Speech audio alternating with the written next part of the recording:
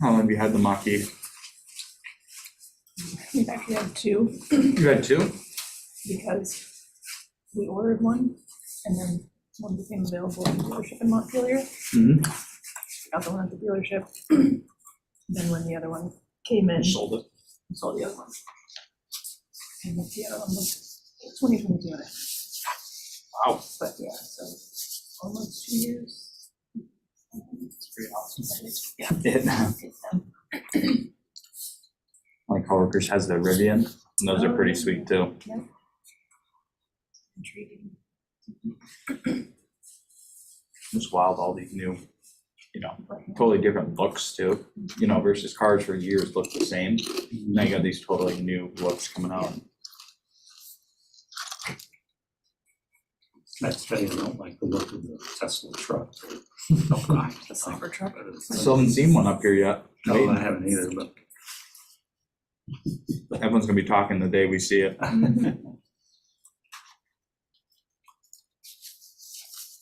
Okay, we ready? We are ready. And we have a quorum. We do. Recording in progress. Good evening. Today is Wednesday, January 24th, 2024. It is approximately 6:03 p.m. I'd like to call to order this public hearing of the Chittenden Solid Waste District. There is a quorum present of the Board of Commissioners. The purpose of this meeting is a public hearing on the proposed preliminary FY25 budget. Before we get to that, first item on the agenda is the agenda itself. Are there any requests for additions or changes to the agenda? There are no requests in the meeting room. I'm seeing none via Zoom. Therefore, we will follow the agenda as presented in this meeting packet. Item number 2 is the public comment period. Are there any members of the public present via Zoom or telephone who wish to address the Board of Commissioners on the issue before us, on this public meeting? There are none present in the meeting room. There are not online. There being no members of the public present in person or online, I'll close the public comment period. We're now on to item number 3, which is the public hearing for the fiscal year 25 proposed preliminary budget of the Chittenden Solid Waste District. I'll turn it over to our Executive Director, Sarah Reeves. Each year, we are required to have a public hearing about our proposed budget for the upcoming fiscal year. And this budget is posted as required by state law. And copies of the budget have been available here at the office, but the highlights were posted as well in the board packet. And again, we are projecting total revenues for fiscal 25 in the amount of $15,777,404. And we're anticipating projecting operating expenditures in the amount of $15,691,466.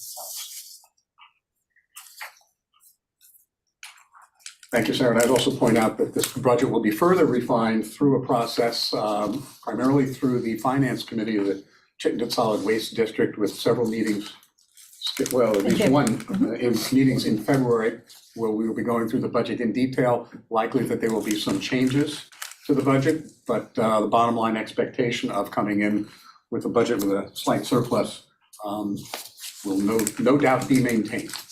And we intend to, if there are not significant changes in the February meeting, we'll bring the budget to the board in February, but it is likely that they would come to the board, the budget will come to the board in March. Thank you very much. Are there any questions or discussion on the proposed preliminary budget? A comment in the chat box. I don't know if anybody's had a chance to see that.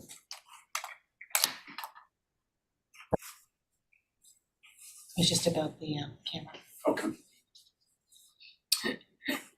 I do not see any hands raised with questions or comments about the proposed budget. This has already been presented to the board. We do not need a motion to accept it. This is really for public information and public discussion. I don't want to close the discussion prematurely, but I'm not hearing any discussion. This is for members of the public to comment on the budget if they would like to. I move we close the public hearing, Essex. Second, Wilson. Thank you. It's been moved and seconded that we close the public hearing. Is there any discussion on the motion? I'm sure we require a discussion on that. All those then in favor of closing this public hearing, please say aye. Aye. Opposed, say nay. Any abstentions? This public meeting is now concluded and closed. Thank you very much, everybody. We'll now move on to the regularly scheduled meeting of the Chittenden Solid Waste District. Our January meeting, again, we have a quorum present, both in person and via Zoom. First item on the agenda is the agenda itself. Are there any requests for changes or additions to the agenda?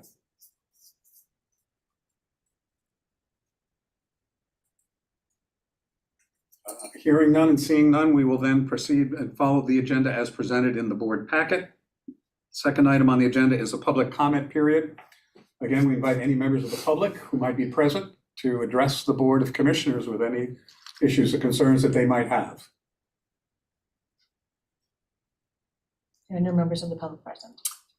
Seeing that there are no members of the public present who wish to address the Board of Commissioners, we'll close the public comment period and move on then to item number 3, which is the consent agenda consisting of the minutes of the December 20th, 2023 Board of Commissioners meeting, program updates, executive director update, finance report of warrants, cash and investment and reserve balances, and also a summary of the Q1 financials.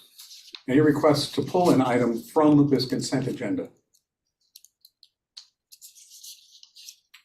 I don't want to pull anything, but I wanted to make a comment just of thanks and congratulations. I thought the recap of the minutes of our December 20th meeting, specifically the meeting with Josh Kelly, was excellent. And I think it's a document that we would want to keep foremost in our minds, Board of Commissioners, and perhaps even refer back to. But I thought it was an excellent recap. And while not everything may have been clear, it really is probably the best documentation we can have of that discussion we had with the state. So congratulations. Thank you. Kudos. And we wanted to specifically make that portion of the meeting much more explicit than we normally might in minutes. And normally we don't provide this level of detail as far as who's asking a question and responses, but due to the importance of the topic, we felt that it was really important to do so. And also, you know, the recordings of the meetings are not necessarily kept in perpetuity. So in order to have a good reflection of what was said at the meeting and the conversation, we intentionally added more detail than we would necessarily do. And so for that specific purpose, to be able to go back in future years and to have a good sense for the conversation and the questions that the board asked. Thank you, Sarah. And that was, again, these are just comments, not a request to pull this further discussion or question. Again, I am not aware of anybody asking to pull anything from the consent agenda. Therefore, this consent agenda will be accepted as presented in the board packet. And we will move on then to item number 4, which is the materials recycling facility, the current and capital projects update. This is something that has been brought before the Finance Committee and the Executive Board, but it certainly is an important enough issue to come before the full board for a thorough review and discussion by all board members. And with that, I'll turn it over to Sarah to walk us through it. Thank you. So I wanted to provide an update on our, really our 2 MRFs, the MRF that is under construction and the MRF that we've been operating in for the past 30 years. And just to, address any questions that the board may have, and just, again, give a progress update. We are moving along very, very well with both the architects and the equipment manufacturers. The equipment system is fully designed. It is complete. So that is very exciting. We're now down to picking paint colors, which is always exciting.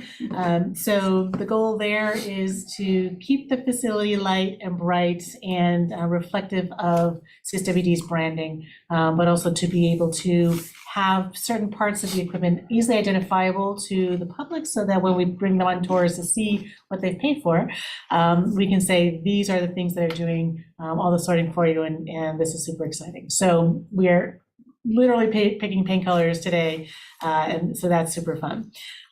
So the new MRF project is the one that you received overwhelming support from the voters of Chittenden County on for the bond vote.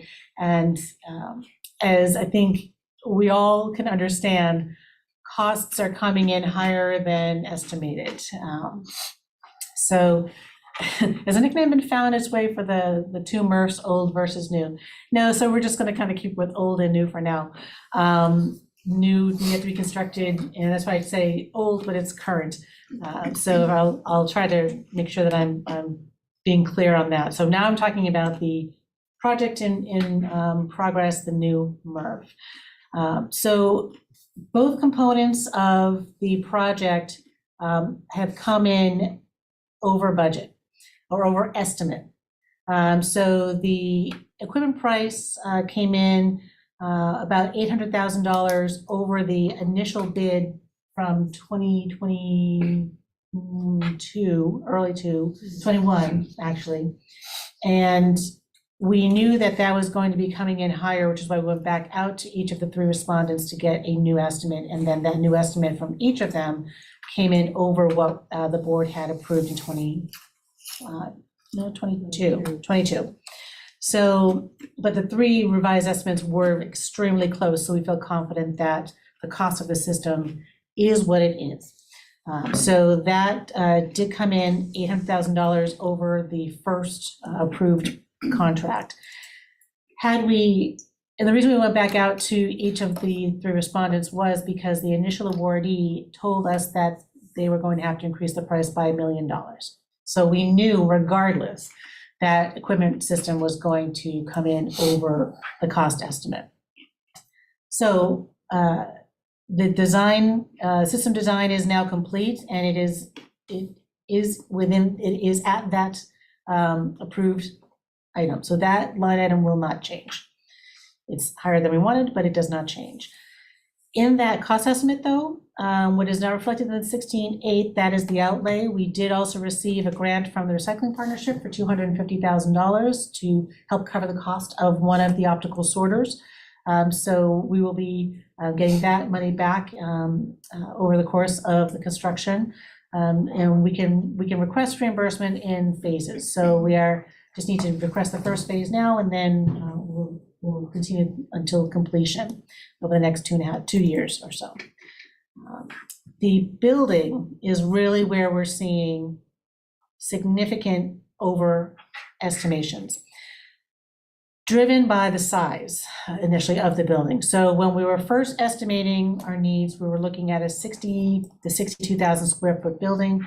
The current MRF, the existing MRF that we're operating in right now, is 37,000 square feet. So we were looking to just about double that square footage.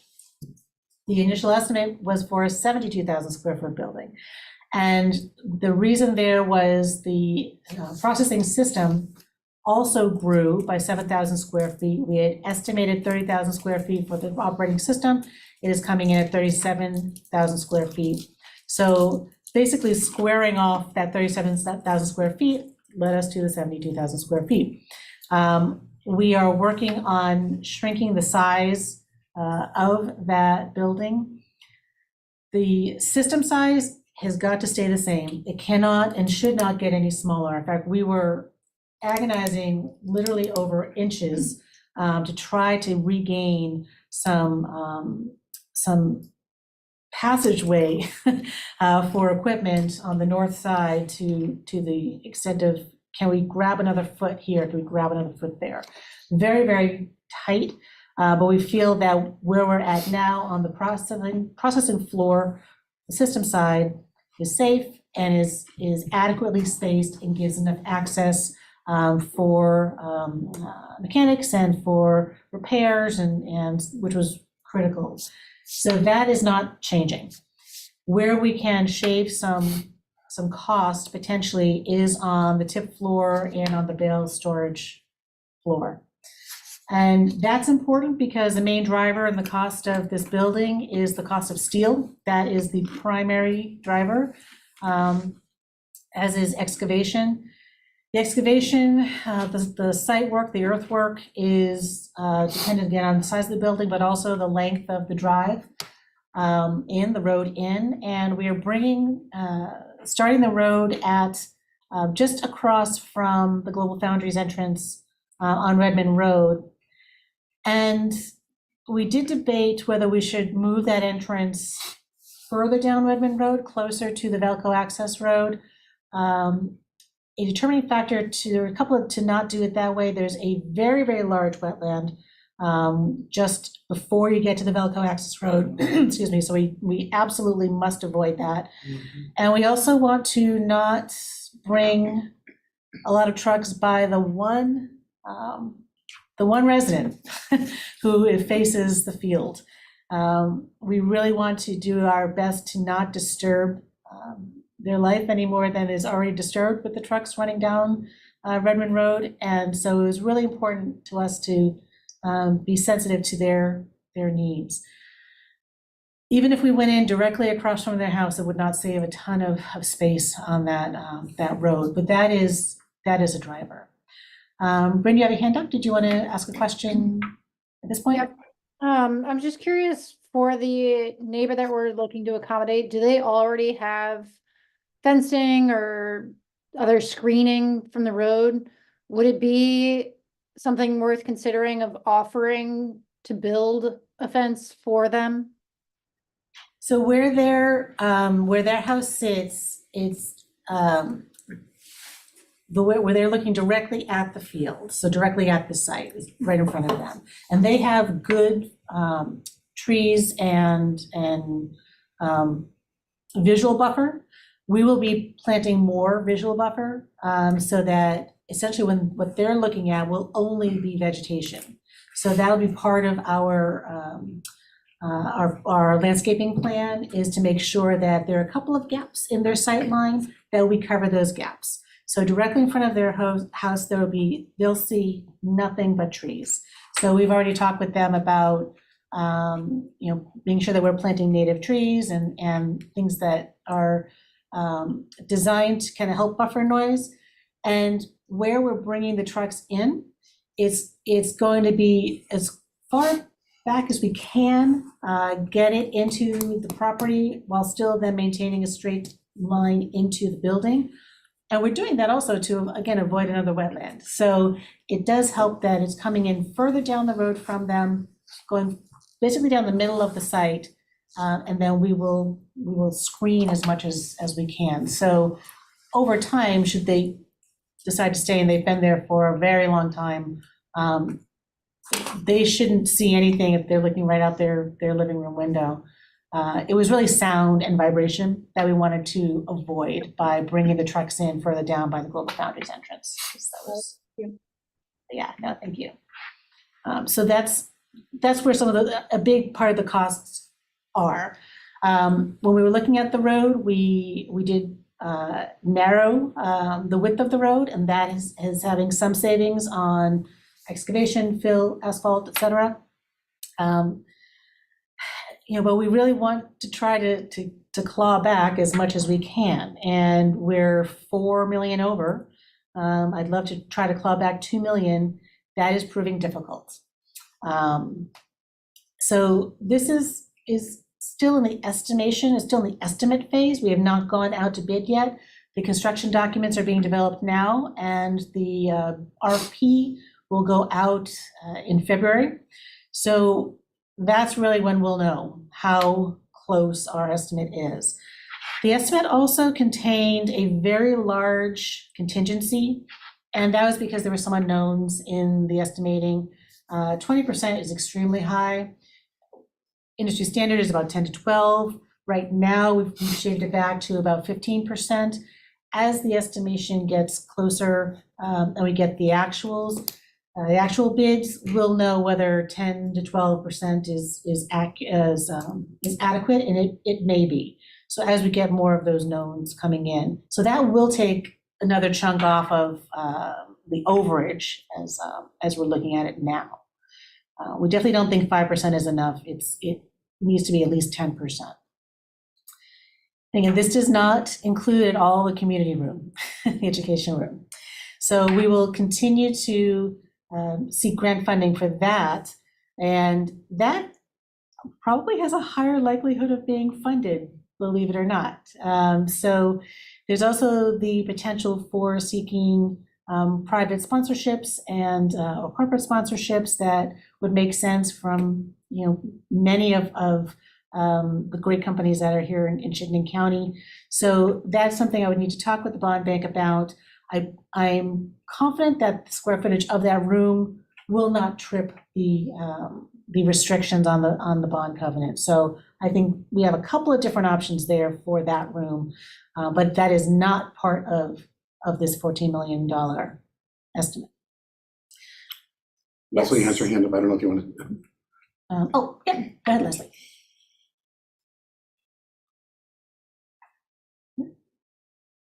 Leslie, did you have a question? Maybe not. Sorry, I'd muted. I have a question on those contracts that you were referring to when in your discussion of the appropriate contingency. Is there anything in those contracts that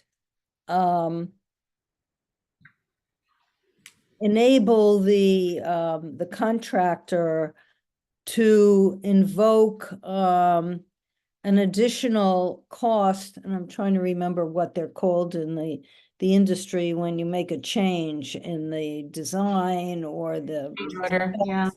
Pardon me, what's that called? Is it Order. Pardon me? Change order.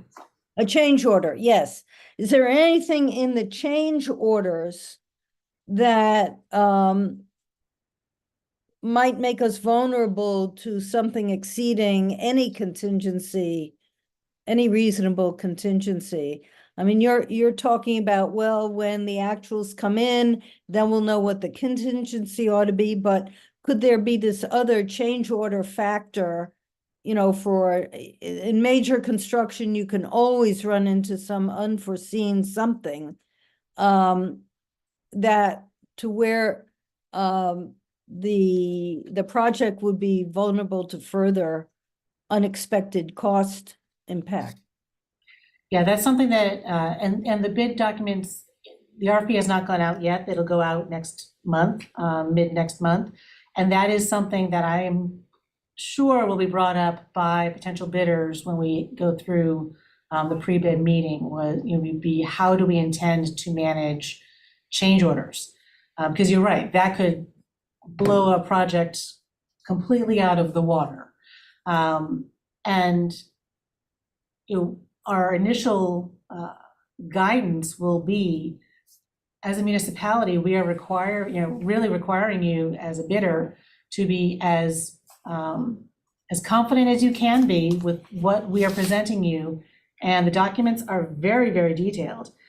And any change orders, what we can do too is we would have to, I think, set a limit on that. Certainly nothing can be done. No change orders will be processed without several people approving that. It could be something where, depending on what it is, if it's not critical, then it doesn't get done. I think the danger is in some of the unknowns, and that really is more with site work, right? It's, the site work can cause significant overruns if you don't know what you're digging into. But we've done those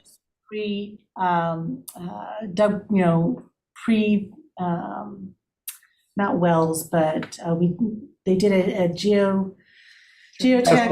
Test pits. Test pit, test The pits. test pits. So we've done 7 or 8 of those around the site already. So we have an understanding for the soil composition, we have an understanding for, we know where the ledge is. There is no ledge actually on this site. We know the contours. We know the condition of the soil. So we've done quite a bit of pre-work, pre-civil site work on this. So hopefully that will give a good confidence level to the bidders to be able to provide us an accurate estimate of what the work will be. But Leslie, you're right. We can only put in what we hope will be enough. And if I it's- just want to understand how we're anticipating that, how we're gonna handle it. I understand you can't make any definitive statements right now. I just want to understand how that issue fits into the whole process. At this point, I would say I have some other questions, comments, but I'd rather have other people ask their questions. And when you're finished with your presentation, they're finished with their questions, I'd like to be able to come back. Thank you. Thank you. So yes, Henry, if I can I'll just go on a little bit more and then we can come back to questions if you don't mind. So one of the questions that we was asked in the finance committee and in the exec board was basically related to, since we did not get the EPA grant, the Swiffer grant, and this is coming in at 4 million over what the initial estimate was, do we have the funds to be able to do this project? So I included in the packet, we had it anyway, in the packet, the latest update for the reserve funds, and there are only 2 reserve accounts that are restricted. It totals about $1 million. The rest of the reserves are unrestricted. So we do have cash on hand in the reserve funds to be able to tap into should we need them at the time to fully pay for this project for the overage. We still want to not go over the 4 million. We want to bring that down as much as we can. We're still looking at the possibility for additional grant funding, but really it's in the savings of steel, of the concrete, and the construction, the fill, things of that nature. We've been able to shave about $500,000 off so far in value engineering. We're looking to do at least another $500,000, try to find that anywhere we can, and then keeping those change orders, like you said, Leslie, to a minimum. So we do have the cash on hand to manage the current overage, but we are working very, very hard to continue to minimize that overestimate. Okay. Henry has his hand up. Henry.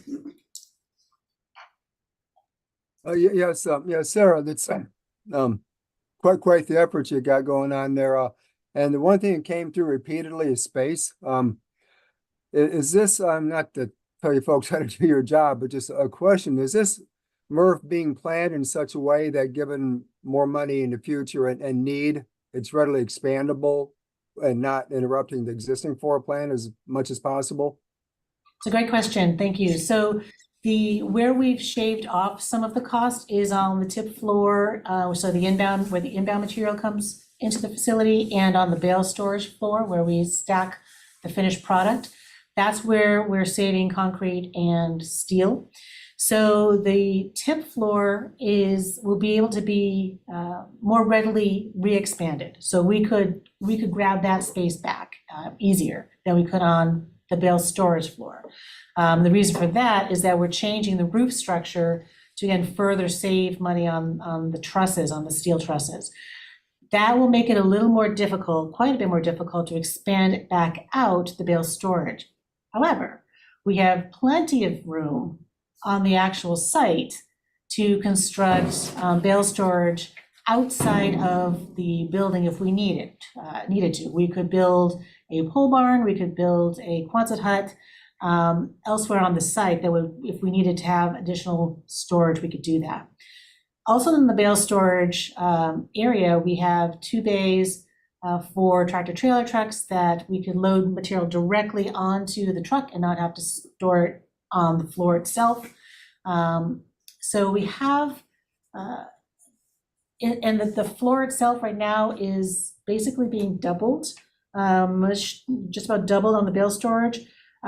If for some reason we needed to grab some storage space on the tip floor, we have just about tripling the size of the tip floor, so we have additional storage on that side if we, for some reason, we're not moving any material for weeks, and we're looking at weeks where we would be in trouble.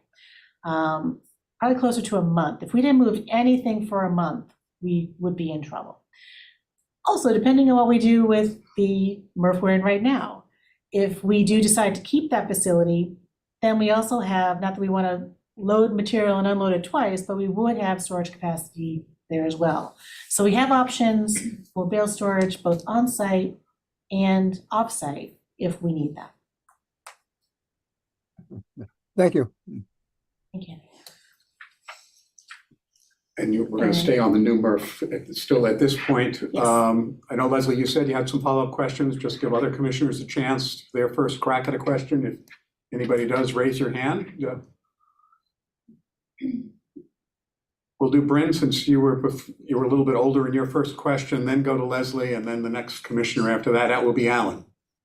Well, this should be just a quick question. So I just want to confirm what I'm hearing.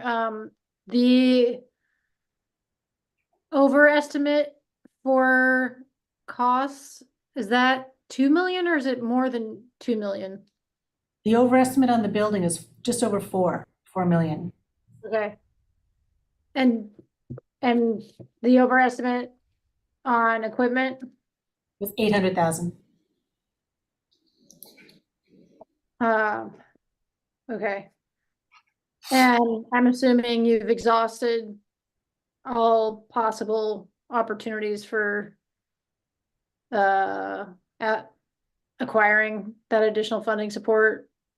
No, not at all. We're still looking at additional grants. They won't be in the millions, but they could be in the several hundred thousands, but we'll take it. So no, there are still opportunities. And I think I'm just saying, like, at 4.8 million more with a lifetime of the MRF being 25, 30, hope 30, 30 yep, 30 years. with, anticipated technology improvements. I caution from downsizing too much without exhausting all opportunities. I don't want us to be in the same place where we are with our current MRF, where we try and do an update and it still doesn't meet our needs. So I just want to put that out there. Yes, no, understood. And that's why we are not shortchanging the actual system, the processing system itself. That is remaining as designed. Where we're shorting are on, the concrete and the inbound, the tip floor, and the bale storage. But the system itself is not changing. You're economizing. Yeah, I mean, and we already did kind of economize down on the system, where we went from 7 optical sorters to 5, but 5 gets us everything we need now, and it's adjustable for the future. We left in space for robotics, so that is an option for the future as well. So we did not change the design to eliminate that. So we feel like we still have good amount of flexibility for new packaging as it's developed over the next few years. But we will need to upgrade the equipment in about a decade. That's standard, that's normal. Leslie, and then Alan. Thanks again. So I responded to you by email, Sarah, after I first saw the report. And one of the questions I raised is whether it's possible to find other sources for steel, for example. You mentioned steel being a significant cost driver or excess cost driver. What it wasn't clear to me is whether the pricing of the steel comes as part of the bid package from the builder. And if so, what can we say to the builder about getting creative in sourcing materials? I mean, are we just assuming that they're going to do that? Or are they going to rely on their, usual suppliers. I mean, the supply chains have loosened. In many areas, there have been dramatic drops in prices. I've been told by knowledgeable people in the construction industry. So I just want to want to understand better how much we're like three steps removed from the price, the sourcing and pricing question, I guess. Yes, we're definitely not that far removed, and you bring up an excellent point. And one of the, if we had been awarded the EPA grant, we would have been required to buy materials covered by the grant being sourced in the United States, including steel, which at the time was significantly higher than, say, Canadian steel. So in the bid documents, we will be requiring the bidders to source the best pricing and to be transparent about that in their bid, so that we have a means to compare and contrast the bids, and to be able to question the potential bidders about their sources and why they're selecting certain material. And this is why it will take a little bit of time to analyze the bids. We're looking at about a 6-week period. So the construction recommendation will come to the board in April. So we're going to take a good 6 weeks, 4 weeks to analyze packages. But yes, we will be very clear that this is a municipal project, that we are constricted by what we can pay, what we can afford, that we are expecting them to source very competitively, and that we will call them out on that.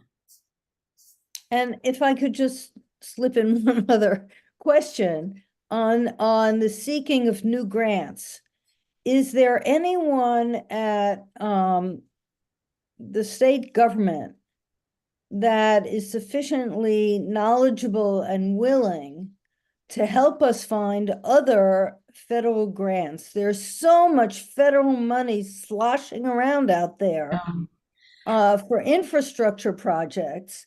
I don't know if we have anybody knowledgeable at the state level to help us with that. And if not, there, perhaps perhaps one of the regional or national associations for municipal solid waste might be another source of assistance in locating more substantial grants than what you've referred to. So yeah, we have been very, very clear and direct with the state in our need for assistance with this project. And so we have been talking certainly with A&R, with other departments at the state about accessing some of these federal funds, because you're right, there's an unprecedented amount of money available for infrastructure projects. It's not free flowing. There's a lot of hoops and strings, and for some reason, our project doesn't fit neatly into any of the buckets that we've been made aware of so far, but we are continuing to look into additional buckets. So we do have, again, we've had requests out to Josh Kelly, who was here last month. He's very well aware of this. We've talked to his counterpart in the climate office. We've talked to folks at the EPA directly in communication with them about their different projects. But we'll talk to anybody about, wherever we can overturn any rocks. The issue for our project is that we may be too far along in the process to be able to access some of the funds. The grantors don't always like to give money to projects that are in progress and are not in danger of failing without the grant money. So, had had we been even further behind, it might possibly have increased our chances, but we can't take the chance of being any further behind. I mean, the last part of the memo refers to why we can't do that. So we're in a funny little predicament, a weird spot. It doesn't mean that we won't get anything. There may potentially be another round of Swiffer. If there is another round of that particular solid waste infrastructure grant money, we could be put back into that pool. So it's a long shot, but there's some potential there.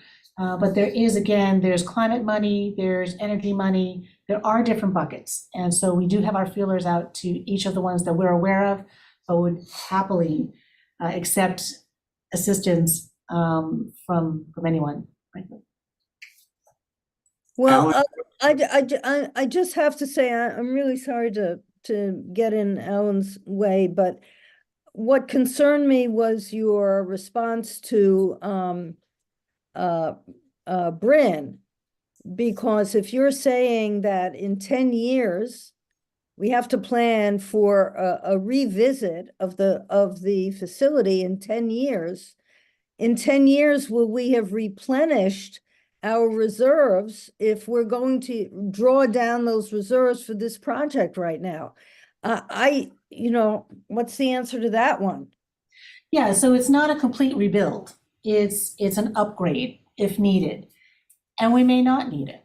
But the equipment has a certain shelf life, and we may want to get a different model of an optical sorter. We may want to add robotics. So it's not a complete gut and another 17 million. It's something significantly lower. So we're talking about, we wouldn't be replacing conveyors or not replacing, bunkers. It's certain components that, like your software needs an upgrade, your computer needs an upgrade, those kinds of things. Your question about how we're replenishing the capital reserve is a valid concern. And that is part of where, the conversation at the budget process about increasing the solid waste management fee, we need to start looking at ways to be able to make sure that we're putting money into that capital reserve. Some of the other projects that may be on the list for other facilities, we have to take a hard look at those. And are there grant opportunities for some of those projects, which don't fit neatly into the recycling world, but might fit into the compost world or into the HHW world? So we're looking for creative funding of some of those other projects. If they end being really hard to say, on ourselves saying, are these necessary? Or are they nice to haves? And being very, very strict with ourselves on that. I think we're quite nearly at the point where the big projects are complete.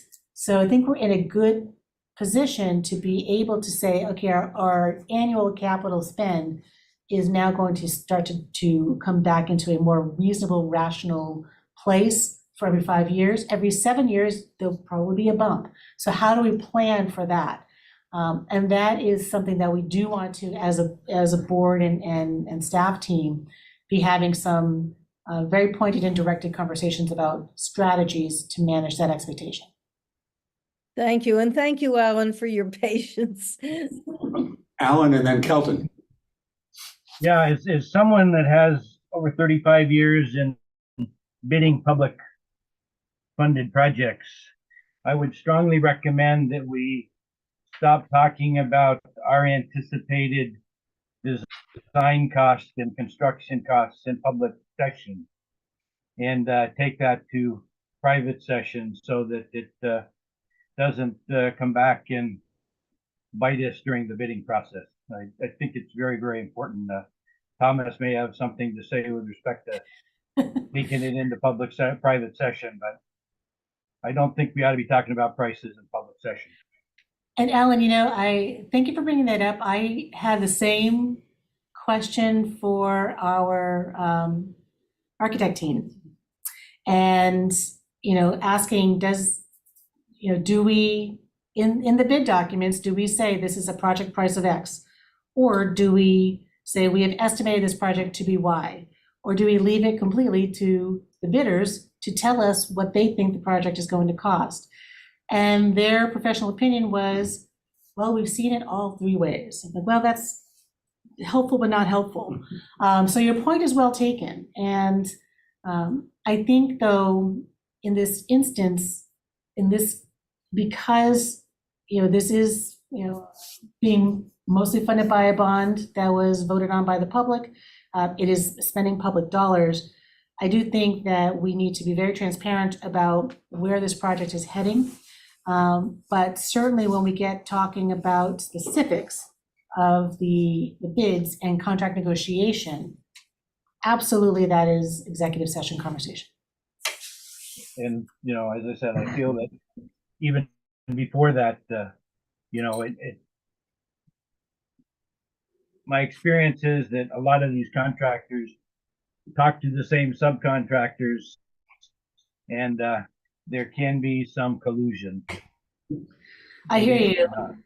And that's where it will be incumbent upon me and my team to push back on what seems reasonable, unreasonable, and,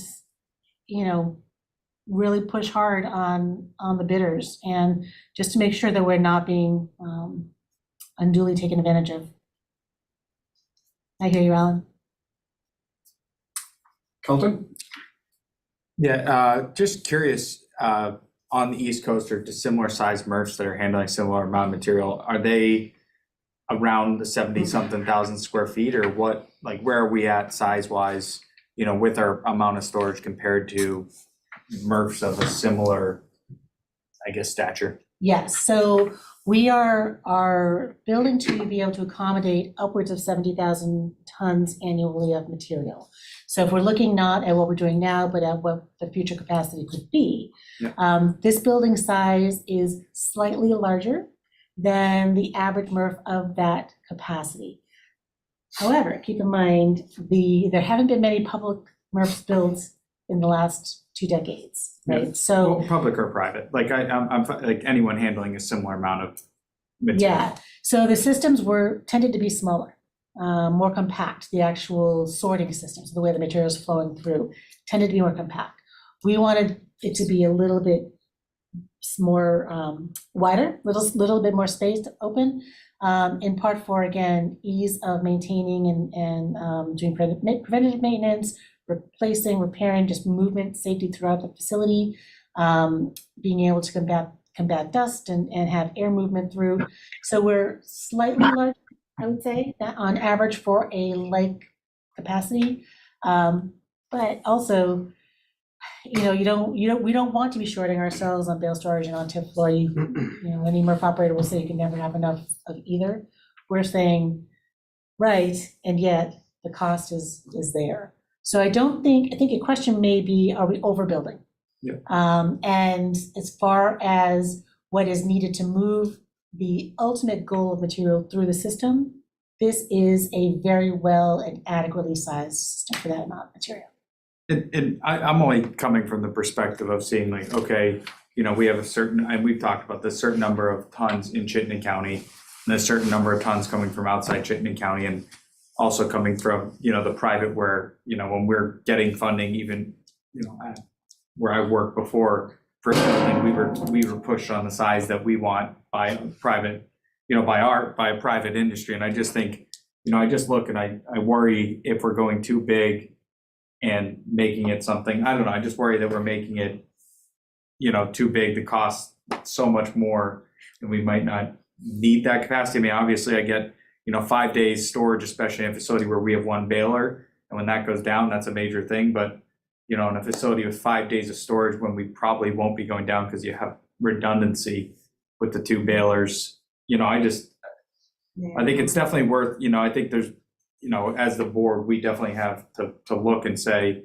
does this make sense? Can we save, because I see we're talking, oh, well, maybe we'll just raise the fee we charge on trash, and, anything that makes it more expensive to live in Chittenden County and run a business in Chittenden County, I know I'm personally not for, and I know, it seems like it's just, oh, we'll just raise that money, but that drives that drives serious costs to businesses that create waste to homeowners, that create waste to anyone that lives in Chittenden County. So I just think that, I don't take that lightly, raising any fees that we operate or we charge. So I don't know, I just looking at the thing holistically, I'm just curious if we, 4 million for 4.8 million over is a lot of money.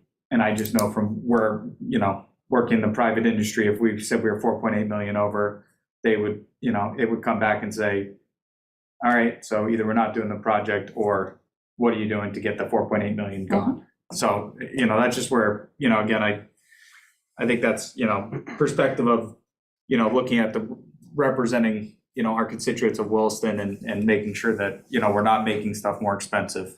I just think it's worth expressing that opinion at the meeting. And Jen wants to have a Yeah, I just comment. wanted to comment, keep in mind, it'd be helpful actually for you to see the floor plan layout, but more than, or at least half of the building itself is containing the equipment. Yep. And as Sarah explained, there's no room. We're right up against the walls on all sides, just enough for it to get heavy equipment around it. And so the building is what it is. Like, there is no making it smaller at that point. So then you're just looking at the tip floor and the bale storage, which we did have to cut. So we did cut that as much as we thought was smart, and in terms of weighing the future versus we need to save some money here. So we've taken a really hard look, and we're in a rock and a hard place in terms of where what space we have for the equipment. And the pricing is reflecting, the increases that everyone has seen in everything over the past 3 years. So when we were first looking at this project in 2017, 2018, it was probably 2/3 of what it is now. So we've seen 1/3 to, maybe even 50% higher costs just in 4 years. And that is completely outside of our control. Does that mean that we should not have done this project? I still don't think so. The MRF we're in now, again, this is the last half of the memo, we cannot continue to do the business in that facility. And there was no place to expand there on that site. And it doesn't build for the future. It doesn't offer any advancement for the future. Packaging is changing rapidly, and we have to be able to adapt. So that is why we are scrapping for a penny, every dollar that we can, because you're right, 4 million over is a lot. And yet I still feel that this project is needed, not just for Chittenden County, but for the state. We fully serve 55% of the state. With Addison County, that's another 4,200 tons that we're bringing in. There are going to be other opportunities for us to process more material to maximize the investment. So it is a lot of money. We just happen to catch it at the peak of pricing. But to Leslie's point, there has been some relief, and there's starting to be some relief, and we will push the contractors on getting that relief to us. I just wanted to offer a comment, and then Lee, nobody knows what the future will bring. We can have economists and everybody making predictions. From my perspective, I think there is a good chance of growth in Vermont. We know we are getting climate refugees. I think I'd read somewhere in the last couple of months, Vermont actually had one of the largest net increases on a percentage basis, per capita basis of its population.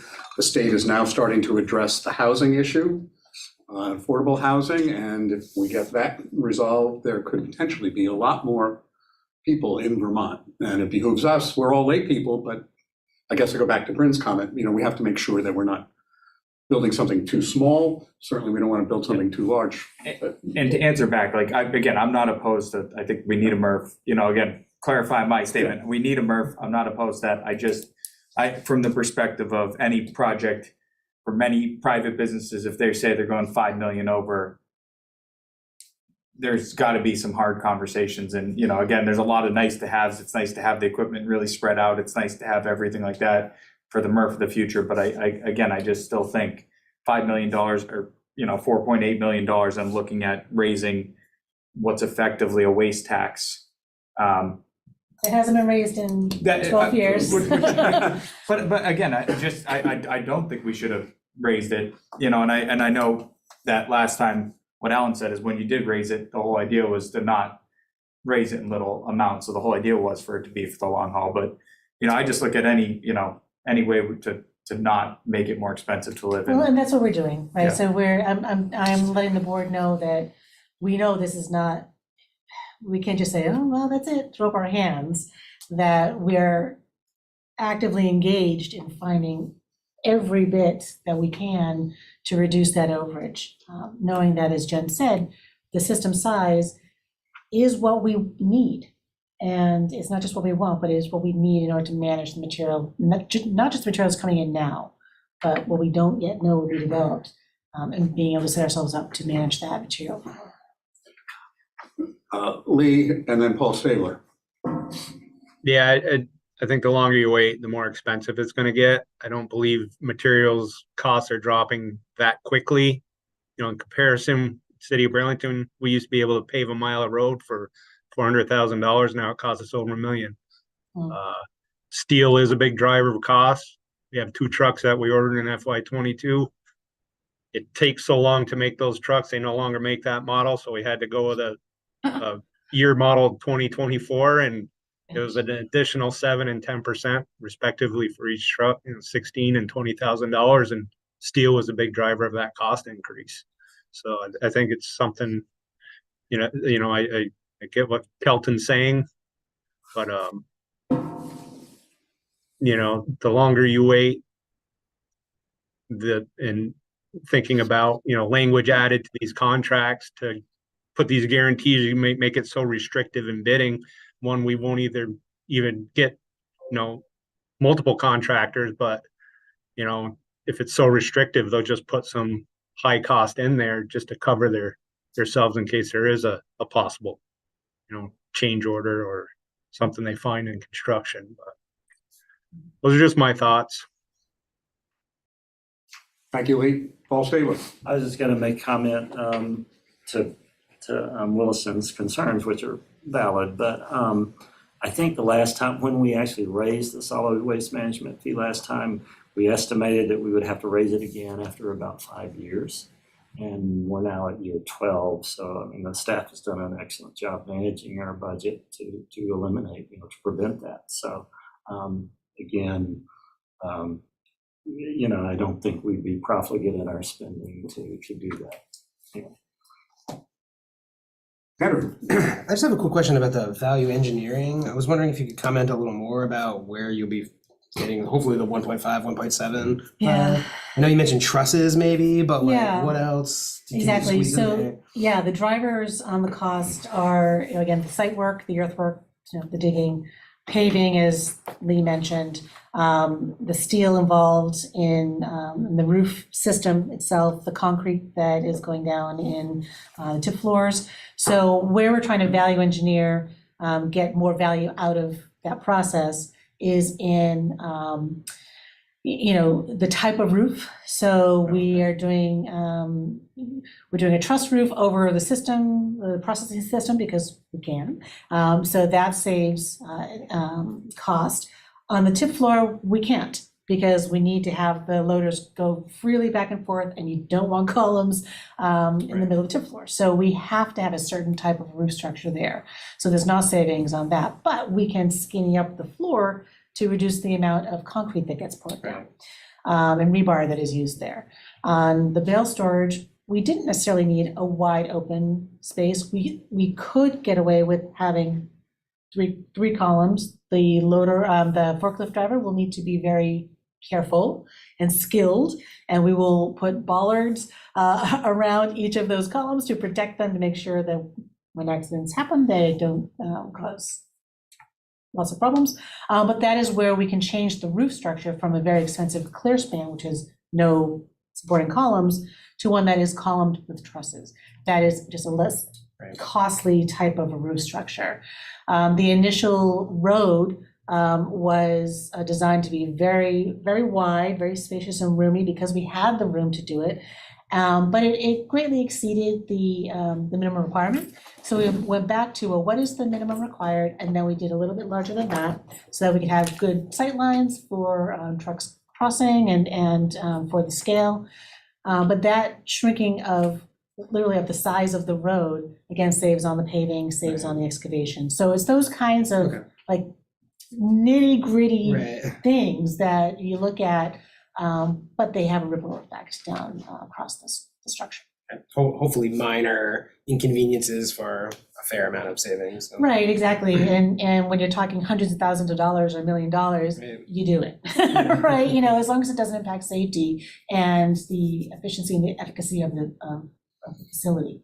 And we feel comfortable that these particular changes, which were right off the top, were able to be done without affecting those conditions. Thank you. No, thank you.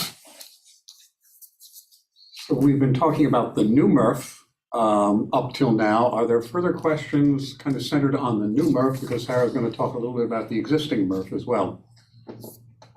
We can cycle back if other questions come up, but seeing no hands raised, I think let's move on then to the second part of your presentation on MRFs. The second part is that where we are operating now we've been in operation for 30 years. We're going into our 31st year, and that is basically what you can expect from a workhorse of a building like this without doing major repairs and replacements to the building skin itself.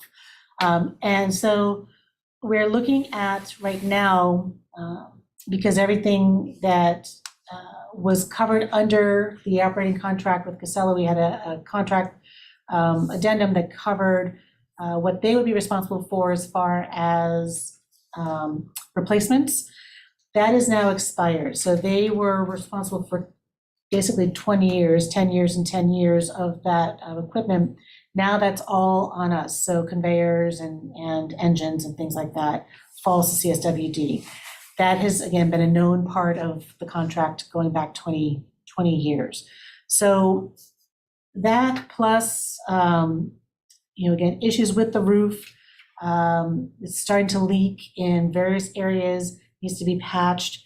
All of these things are going to be adding up to about $350,000 to $375,000 additional investment in this building that we intend to decommission in 2.5 to 3 years. So it's to let you know that there will be necessary investment to be made in this building in order just to keep it running. This is nothing fancy. It's not any bells or whistles. It is duct tape and rubber bands and making sure our everyone who works in the facility is safe and that the material is processed appropriately. So, this was, again, an update on that. Some of the pieces we'll be able to take with us. So rolling stock is coming with us, to be used at the new facility. Obviously, we're going to reuse that baler, pulling that out. Compactors we can use anywhere in the district. Half of the glass processing system is going to be installed into the new MRF. So not everything is going to be not useful in that building. We are taking some of the material. And then at the end of the decommissioning, depending on what we all decide is going to be the fate of the building, we will look to sell what we can sell rather than scrap. But if we can sell the conveyor system, sell cages, whatever we can, we will, to help recover some of the cost of the decommissioning. Or if we decide we need to keep it to reuse it for other purposes for the district, we will do that. So, but that decision is, a good ways away, still at least a year and a half away before we have to actually decide what we want to do. But this was to let you know that the old gal is requiring some additional work in this one. Alan. Yeah, I think that if we are going to end up keeping the building, any fiscal plant modifications, renovations, improvements that we do will, assist us as we move other activities into the building also. So if you're fixing a leaky roof, that fix, it should be more than for a couple of years. Right, and that's where, we really do want to decide the fate as best we can of that facility so that we can plan for for those kinds of repairs if we wanted to, because the roof should be replaced. For example, it should not just be patched. We're patching and we've been patching for a while, but yeah, if we intend to keep it and use it for district purposes, that will be part of the recommissioning into whatever it becomes, and part of the cost of that and the investment in that facility. So yes, agreed. But for now, we patch. Further questions or discussions on either the new or the old MRF? Or, excuse me, the new or the existing MRF? Right. All of this discussion is informational. We're not looking for any action tonight, but it's really important. I think this is one of the major functions of the board, providing oversight, representing our communities and constituencies, and giving it a strong indication to Sarah how we think she should be proceeding. And clearly, we're all concerned about the cost. Yeah. We would like very, very much value engineering. There are questions about the adequacy of making sure that our plans are adequate for our estimated future needs. And as we now know, sticking with the current MRF continues to be not a reasonable alternative to proceeding with the plans that we've been working on for the last 3, 4, or more years. Right. With that, I think then we can conclude this portion of the meeting. Hearing no other questions or objections. Next item on the agenda is executive session. The town of Williston property. Are we intending to go into executive session to discuss this? Amy, do we still not have any members of the public? We don't, so we don't have to go to another link. We can just stop recording, and CCTV would have to just step off. Well, I think we could do that then. That saves a little bit of time and inconvenience for those folks who are on Zoom, and perhaps for Amy as well. So once we have confirmation that recording has stopped and CCTV is no longer present. We need a motion we to still go need Oh, into. excuse me. Yes, thank you. I'll just read the motion. Motion that the Board of Commissioners of the Chittenden Solid Waste District go into executive session to discuss contract negotiations with the town of Williston regarding property and where premature general public knowledge would clearly place the district, its member municipalities, and other public bodies or persons involved at a substantial disadvantage, and to permit authorized staff, other invited interested parties, and the solid waste district attorney to be present for this session. So moved. Seconded. It's been moved and seconded that we enter into executive session. All those in favor, please say aye. Aye. Opposed, say nay. Abstentions? We will now enter into executive session once the recording has stopped and CCTV confirmation is not present.